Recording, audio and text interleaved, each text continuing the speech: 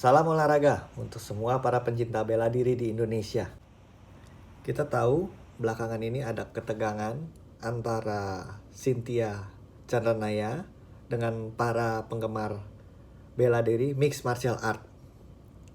Nah, dalam video ini saya ingin menerangkan bahwa pertandingan mixed martial art itu bukan pertandingan di jalanan. Itu nggak ada hubungannya sama sekali. Kenapa saya bilang nggak ada hubungannya? Karena pertandingan mixed martial art itu bisa diukur. Ada penilaiannya, ada poinnya. Dia bisa menang dengan knockout, submission, ataupun menang poin. Jadi sudah jelas, MMA itu bukan pertarungan jalanan. Sedangkan di jalanan itu tidak ada batasan di mana kamu bisa dibilang hebat atau tidak hebat. Karena di jalanan itu nggak ada poin. Yang ada cuman kamu mati atau kamu hidup. Jadi kalau ada orang yang bilang, oh kamu bertarung mixed martial art dan kamu hebat, kamu pasti di jalanan pasti jago juga berantemnya. Belum tentu. Kenapa saya bilang belum tentu? Karena di luar oktagon itu faktornya sangat banyak. Berapa lawan kamu? Siapa lawan kamu? Lawan kamu bawa senjata apa? Yang paling penting, kondisi kamu dan kondisi lawan kamu seperti apa? Jadi kita nggak bisa menilai, kita nggak bisa mengukur segimana kamu hebatnya. Tolak ukurnya nggak ada.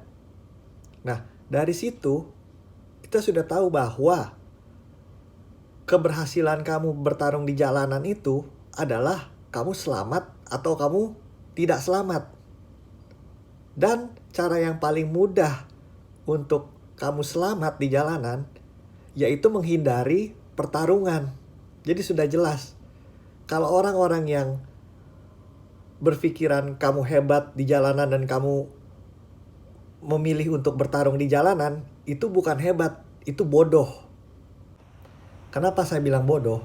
Karena tadi di jalanan tidak ada tolak ukurnya seberapa kamu dibilang hebat atau tidak hebat. Jadi nggak ada tolak ukurnya. Kenapa saya bilang begini? Karena di jalanan kamu tidak butuh bela diri untuk menghabisi orang lain. Kamu bisa ambil pisau, kamu ikutin dia sampai ke toilet, lalu kamu tusuk dia dari belakang. Kamu bunuh dia. Dia mati. Kamu gak harus bertarung dengan dia. Kamu gak harus unjuk gigi pamer jurus. Atau bertarung, siap-siap kuda-kuda. Gak ada. Semua tindak kriminal yang dilakukan di jalanan, itu rata-rata mereka menunggu korbannya gak siap. Kemudian muncul lagi pertanyaan.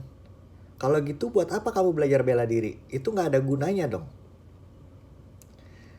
Kamu belajar bela diri itu hanya menolong kamu beberapa persen untuk kamu survive kalau kamu ada di keadaan yang terdesak. Misalnya, kamu menjadi lebih fokus dengan latihan bela diri, dengan olahraga, otomatis kamu lebih fokus dan kamu lebih bisa membaca gerak-gerik orang yang ingin melakukan kejahatan. Dan kamu aware dengan tindak yang ingin dia lakukan, kamu lebih bisa mengantisipasi apa yang akan dilakukan oleh pelaku kejahatan ini. Tapi tetap saya bilang, kamu jago bertarung di oktagon sebagai fighter yang hebat, belum tentu kamu bisa survive kalau ada orang yang ingin mencelakai kamu. Karena mereka tidak butuh bela diri untuk menghabisi kamu. Mereka bisa menusuk kamu dari belakang, membunuh kamu dari belakang tanpa kamu aware. Jadi perlu nggak kamu belajar bela diri? Sangat perlu. Kenapa? Satu yang tadi, supaya kamu lebih aware dengan sekitar kamu. Fokus. Kedua, seenggaknya kalau kamu tahu ada orang di sekitar kamu yang ingin mencelakai kamu, kamu bisa membela diri kamu dan melindungi diri kamu. Tapi bukan kamu menantang dia dan malah kamu menghampiri perkelahian yang berujung kamu bisa meninggal. Itu konyol menurut saya. Jadi bela diri itu penting. Tapi bukan berarti kalau kamu jago bela diri, kamu jago di jalanan. Sekian penjelasan dari saya. Semoga penjelasan ini bermanfaat untuk kalian. Dan tetaplah berlatih bela diri.